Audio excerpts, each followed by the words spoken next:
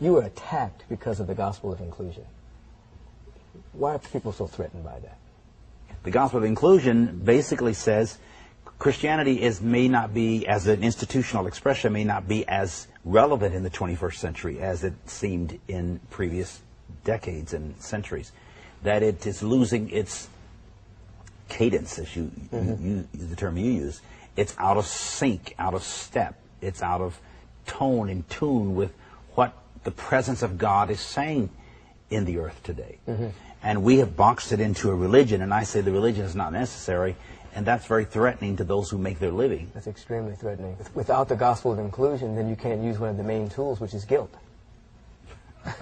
Isn't that a main tool of fundamentalism? Of course it is. I mean, were you actually taught? This could be all off the record. I don't know, but were you actually taught to use guilt as a tool? Oh yeah, guilt and condemnation. That everybody is born with a death sentence. You know, you're gonna need somebody on your bond when way in the midnight hour, when death come creeping in. That was a song. When death comes creeping in the room, you're gonna need somebody. There are a lot of spooky songs that spooked us to the altars to cry and repent and pray and try to appease this invisible entity that was going to kill us. And but preaching hell, and the real reason for that, Michael, as I'm sure you know, it was a way that Constantine could control the masses of people who had invaded his empire and were going to split it. So he had to integrate Roman religion into Christianity and make it state religion. Right. He was a shrewd politician and a smart businessman. I'm not saying that he did something that was uncouth, but his fear and using fear to control the masses is what institutionalized our religion. Right. The Christian religion. But it's happening today. Same tools. In America. Right. In America it's happening. You know, I was a big Bush proponent. I helped him get into office. I visited him at the governor's mansion. Yeah. The first time. Yeah. Not the last time.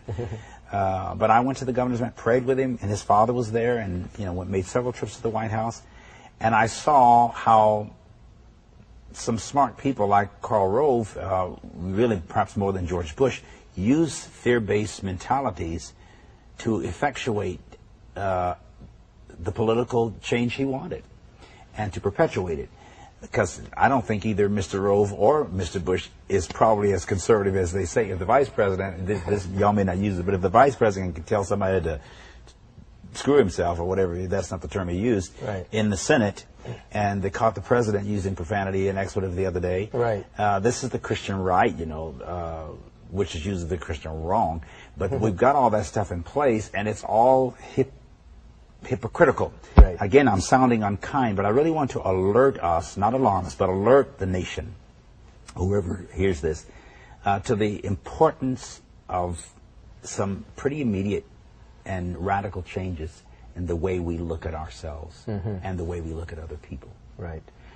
If we perpetuate the trend that we are in right now, we'll destroy the planet and we'll destroy each other. And weapons of mass destruction, that's what we have, and that's what we're using as a culture. Along with the weapon of mass distraction. The control of the media. True. They're working hand in hand. Hand in hand, absolutely. Yeah. Well, it's. I think this is the wake-up call. We're gonna come around. It's gonna take some time, but we're coming around. Particularly with the present administration, people are abuzz about end-time prophecies. There's a lot of dialogue or discussion or debate. There's a lot of whole lot of conversation around the Book of Revelations. You know, what is your feel on that right now? What would you